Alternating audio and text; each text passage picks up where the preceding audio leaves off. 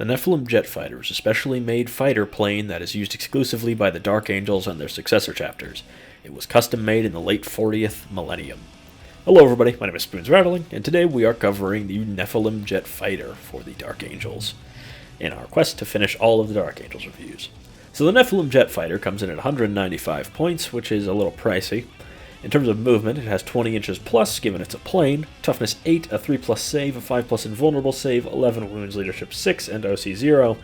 While the 5 plus invulnerable is nice to bounce the occasional anti-tank shot, this profile is a little flimsy in general, and it isn't super resilient to most things except low-strength firearms.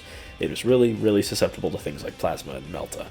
In terms of ranged weapons, it comes standard with an Avenger Mega Bolter, which is the nose-mounted Gatling gun, or minigun, whatever you want to call it. It has sustained hits 1, 10 attacks that hit on 3s at 36-inch range with strength 5, AP 1, and damage 2. This does clean up the problem with heavy bolters with their lack of volume of fire, and does make it so it is a genuine anti-infantry threat to most kinds of infantry that are medium or light but will struggle against things like Terminators and Gravis armor. It also comes with 2 fleets of Black Sword missiles, which have anti-fly 2+, which is helpful enough. It has 2 attacks that hit on 3s at 36-inch range at only strength 8, AP 2, and damage D6. This is a little flaccid compared to the normal missile launcher, but the anti-fly 2+ is situationally very strong to snipe out things like, say, any flying characters or stuff like that.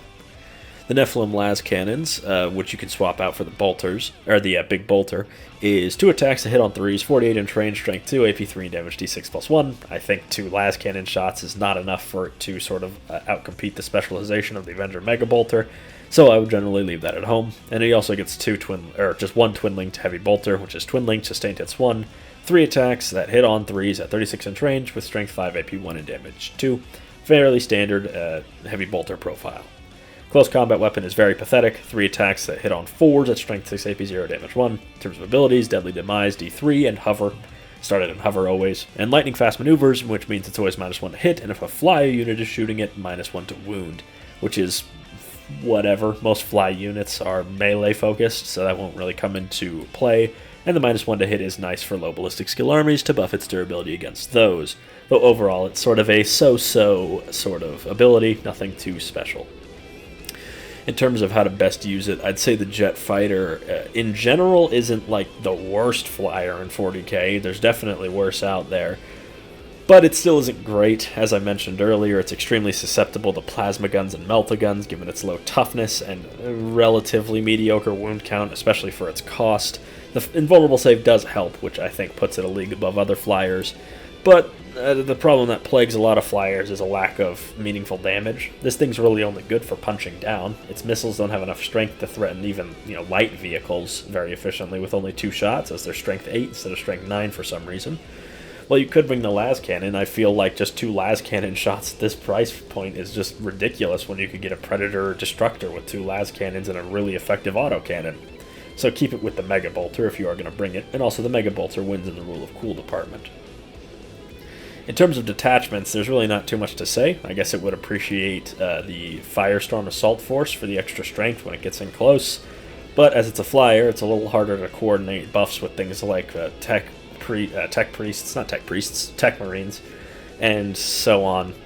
I'd say that it's really just unfortunate. If it were to be effective, it would probably need to be 35 points cheaper, which is pretty crazy. That's a huge decrease in cost, and also not really something I see them doing because they're trying to keep flyers out of the meta for good reason. If you remember 7th edition or some brief moments in 9th edition, flyers can be super oppressive and very unfun to play against, which is never fun.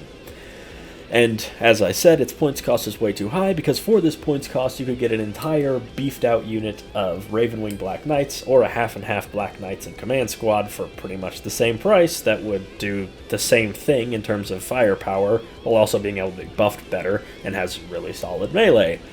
It's just really a rough time to be a flyer in 10th edition. GW really doesn't want them to be meta relevant in the slightest, which again I understand, but it is unfortunate because the jet fighter does look cool, I think.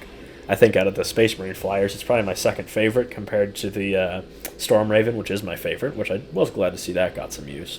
But overall, it's just sad. Anyways, I've been Spoons Rattling. Hope you enjoyed this video. Make sure to like, comment, and subscribe, and I'll see you all next time.